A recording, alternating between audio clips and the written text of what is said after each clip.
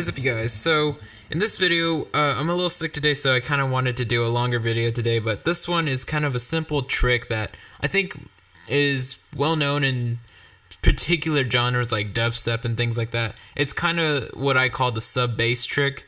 So you kind of add it to, well, in dubstep, a lot of people kind of add this to almost a lot of their main synths, but in this case, I actually found myself using it to kind of bring a little bit of sub into a synth that was kind of fairly all just high frequencies and mid frequencies kind of. So I'll show you what I mean. So the sub bass trick, basically what it is you just basically layer in something like operator, or you can even take massive if you don't have operator, and just kind of throw in a simple sine wave to introduce some bass, or a sub if you will, to kind of layer in with another part of the synth.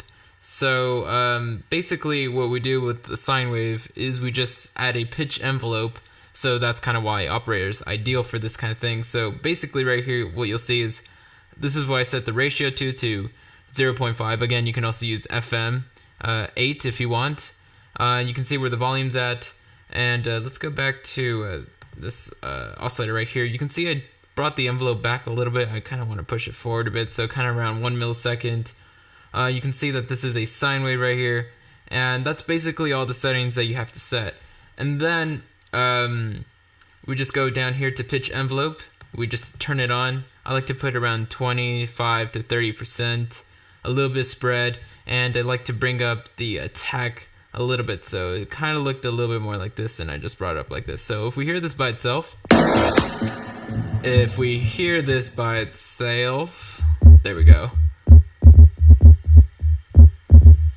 That's all it sounds like. So you kind of want to play around with the mixing and the level of this, how loud do you need this to be, and in some cases it's a little too loud, so I'll probably automate it down another 3 dB for the intro, and then maybe later in like drop kind of parts or a break kind of part, I'll kind of bring it up again to negative 3 dB, and in some parts I might want to have this at like plus 1 dB, so it really depends.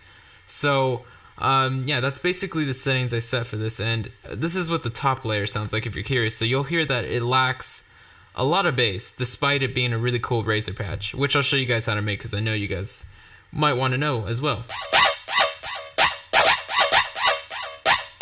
So it's kind of like a whip synth, kind of what I call it. I really don't know what the fuck they're called. I just call it a whip synth because they're kind of whippy. So it lacks a lot of bass, and you'll probably hear this kind of stuff in dubstep type genres.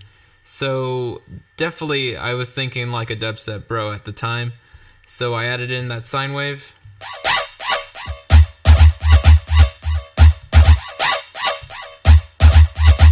Now I kind of added a lot of volume to the sine wave so that way you can hear it on YouTube. Just because sometimes the video is compressed and the audio gets compressed with it, and sometimes it's hard to hear the low end. So I made sure to boost it extra loud, so if it's too loud in the video, just whatever. Just know that you gotta fix that when you're doing this yourself. So I already showed you how to do the operator part of this. The way you layer this inside of Ableton, if you didn't know, is you select the instrument and press Command G around it. Then you'll have an instrument rack around it.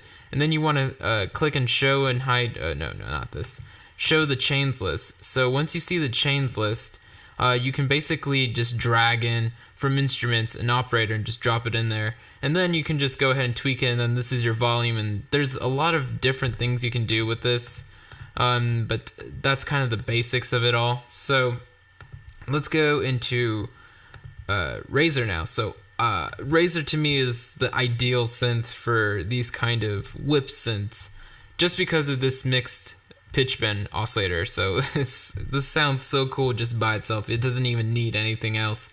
So as you can see from here, I just go to initialize right there in the banks, and then what I do is I just add a lot of envelope twos to almost everything. So we'll start off in oscillator 1. So you can see I selected the mixed pitch bend, which is just the fucking coolest sounding thing ever to me. And we're going to just drop in a little bit of velocity right here, kind of drag it out like this. So kind of think of the modulation similar to how massive kind of looks a little bit. So then we're gonna just kind of play around with it like this. So you kind of want to match my settings there. And then I'm gonna, again, like I said, we're gonna drag a lot of envelope 2 everywhere. So you can see my attack is right around here, decay, sustain, release. I'll zoom in on that so you can see it. And so the amount, I added the envelope 2 to the amount all the way up. So when it plays,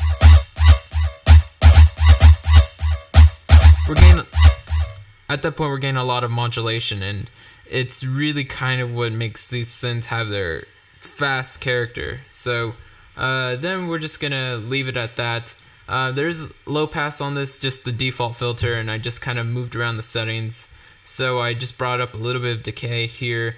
The cutoff, I think I moved it up a bit.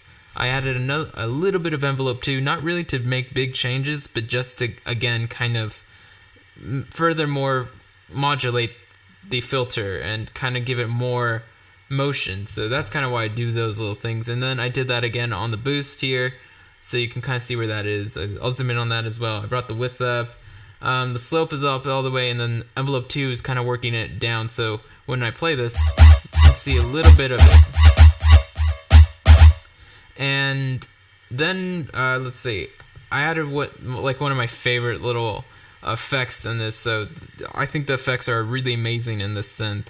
So basically what I did was just added this one, and you can see the amount, and again a little bit of envelope 3 now. So the envelope 3, I just dragged out the attack more and have more release. So it's definitely kind of more of a sustaining type thing that comes in kind of with some laserish characteristics. You know, it kind of comes in like wah instead of like wah. So you can see my settings right there. Again, there's no specific numbers I can show you, like in Synth or whatever. So I'll just zoom in on it so you can see it. And let's go back over to the pitch part of this, so that way you can see how much I applied of envelope 3 here. So again, when I play this, it's making a big difference. Without it, it just sounds not as cool. Unless that's the desired sound you want. So definitely Razor's the kind of thing like where everything you add makes everything sound cooler, but then again, just simplest things sound really awesome. So Razor's one of my favorites, since I don't show it off on my channel more often, but let me know if you guys want more Razor. I definitely would like a lot more of it. So then we're gonna go over here to stereo effects, and we're gonna add some uniso noise. So basically, I don't think I changed much. I think I just turned it on and left the settings right where they were, and I didn't add any modulation to it. And then I really like the dirty limiter in this. Other than the clipper and the saturator, the dirty limiter is one of my favorite ones to choose for the dynamics and shaping section. So again, I don't think I did much. I might drag the drive down a little bit. I don't know. Can't really remember. It was like only 10 minutes ago, but still can't remember. So now once we're done with that, we basically have everything else done. So I didn't really change the amp envelope. I didn't really do much else except use the envelope 2 and 3 on the oscillator filter and a little bit of effects. And I got a really cool sound out of it. But the problem was it lacked bass. And if I wanted to add bass, Razor's really good because you have this kind of like the sub bass, this sub oscillator, so you can kind of add in some bass. But I wasn't really desiring the kind of particular sound of this. I didn't really like how it combined with this one, and I knew I can kind of get the results I wanted more with the sub bass trick. So I left it out in this case, but a lot of times this is perfect. Let me see if I could show you what that sounds like anyway. So if I kind of now just turn this on, let's see, boom, okay.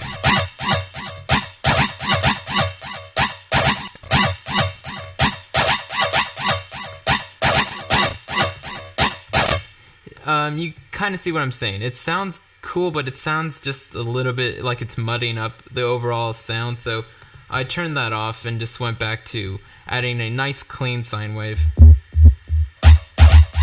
And that's what I desired more. So now the last few things I did was voicing. So I just again added a little bit of envelope 2 to the pitch, like the slightest amount. So just barely enough where you can see. Let me see.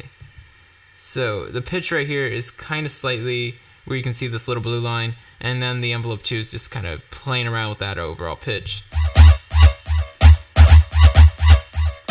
See what I mean? So if I took that off, why am I? There we go. So if I take it off, it doesn't sound as whippy, as cool. So definitely adding those envelopes to a lot of these things. It might seem like it's kind of mindless, but there is a reason why I'm doing that. So definitely. And then this is just the pitch bend that's kind of there already. I didn't really move the glide or anything like that. One thing I did do was make sure that mono and single trigger, so it's basically engaging like mono legato type settings. And that's really it. So that's all I did inside Razor. Took like probably 4 or 5 minutes to do, but it sounds really cool, and it's obviously one of those really kind of popular sounds in other genres. And after that, I just added a little bit of compression, so just minimal gain reduction, things like that.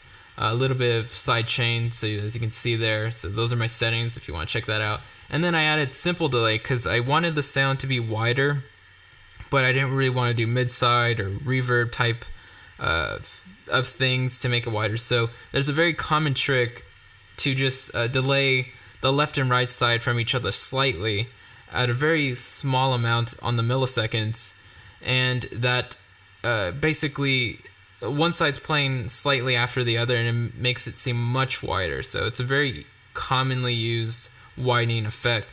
So that's definitely a good thing to use if you don't want to use reverbs or like imagers to wind something out and phase it all out.